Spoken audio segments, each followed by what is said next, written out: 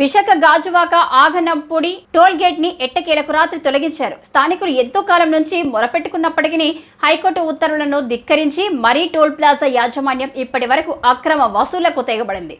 దాన్ని గత ప్రభుత్వ మంత్రి దృష్టికి తీసుకువెళ్లినా ప్రతిరోజు ఆ టోల్ గేట్ నుంచి రాకపోకలు సాగిస్తున్న మంత్రికి చీమ కుట్టినట్టు కూడా లేకపోవడం మా దౌర్భాగ్యం అంటూ స్థానికులు దుమ్మెత్తిపోస్తున్నారు. ఈ రోజు టోల్ ప్లాజాలో ఉన్న క్యాబిన్లు మొత్తాన్ని తొలగించి ఎటువంటి ఫీజులు వసూలు చేయకుండా మొత్తం టోల్ ప్లాజా అని క్లియర్ చేశారు. ప్రస్తుత ఎన్డీఏ కూటమి తెలుగుదేశం పార్టీ ఆధ్వర్యంలో స్థానిక నాయకులు, స్థానిక ప్రజలు, ట్రాన్స్పోర్ట్ ఓనర్లు ఎంతో ఆనందం వ్యక్తం చేశారు.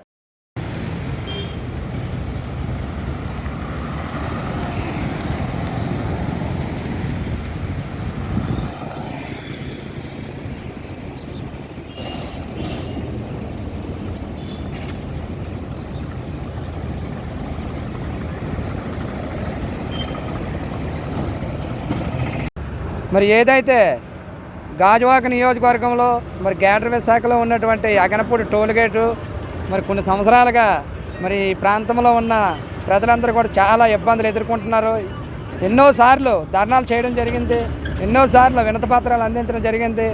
మరి అందించడంతో గత 5 సంవత్సరాల క్రితం గాజువాక మాజీ ఎమ్మెల్యే అప్పుడు పల్లా శ్రీనివాసరావు గారు మనకి మరి టోల్గేట్ని తరలించడం జరిగింది. మళ్ళీ దాన్ని వైసీపీ ప్రభుత్వం వచ్చిన తర్వాత మళ్ళీ దాన్ని యథావిధిగా మరి 5 సంవత్సరాలు కొనసాగించారు. మరి 5 సంవత్సరాలు కూడా ప్రజలందరూ కూడా తీవ్ర ఆగ్రహంతో మరి చాలా పోరాటాలు చేయడం జరిగింది. అయినా సరే 5 సంవత్సరాల్లో ఎటువంటి చలనం లేదు. మరి పల్లా శ్రీనివాసరావు గారు మొన్న ఏదైతే 2024 సంవత్సరం మరి మొన్న ఎలక్షన్ జరిగిందో ఆ ఎలక్షన్లో ఆయన ప్రజలందరికీ కూడా ఒక హామీ ఇవ్వడం జరిగింది. నేను వచ్చిన నెల రోజుల లోపే అగనపూడి టోల్గేట్ని మూసివేస్తానని మరి ప్రజలందరికీ మాట ఇచ్చారు. మరి ఆ మాట ఇచ్చిన ప్రకారం మరి ఈ టోల్గేట్ని మరి మూసేసి ఆయన మాట నిలబెట్టుకున్నారు.